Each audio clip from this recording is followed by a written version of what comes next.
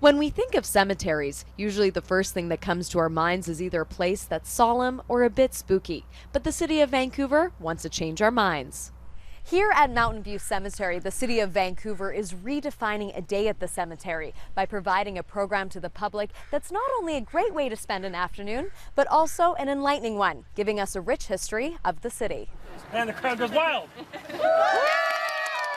We run a series of walking tours throughout sort of the spring, summer, and a bit into the fall.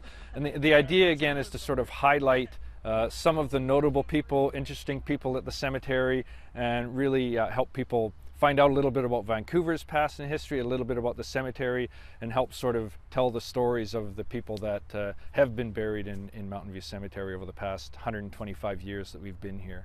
To give me a glimpse of this unique public event, Glenn showed me a few of the highlights visitors can expect to see on the tour.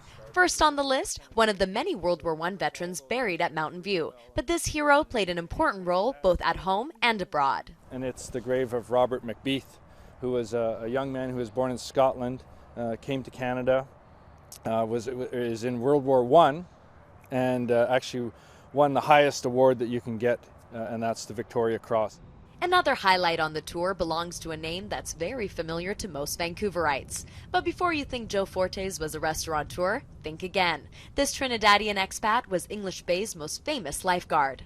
There was no official title for him, but certainly that was how he was regarded and respected by many Vancouverites in the early 1900s, and still sort of honored and respected in a number of ways.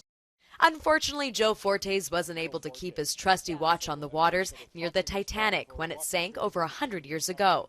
The biggest shipwreck disaster of the 20th century had only a handful of survivors. One of them ended up making her home in Vancouver. Roberta Josephine Marshall was 13 years old when she survived the sinking, but she lived well past into her 90s to share her story. Clearly, this woman had a pretty vivid recollection and experience of that event.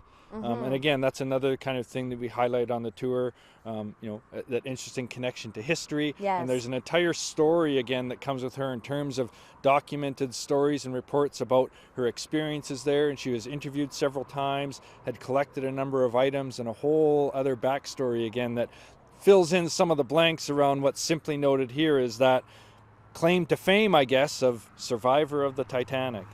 In addition to providing a historical backdrop to Vancouver, Mountain View Cemetery hopes their walking tour program will also lift many of the stigmas associated with visiting a cemetery. Their program runs until September, but you can take a self-guided tour at any time of the year. Mona Mansour, Global News.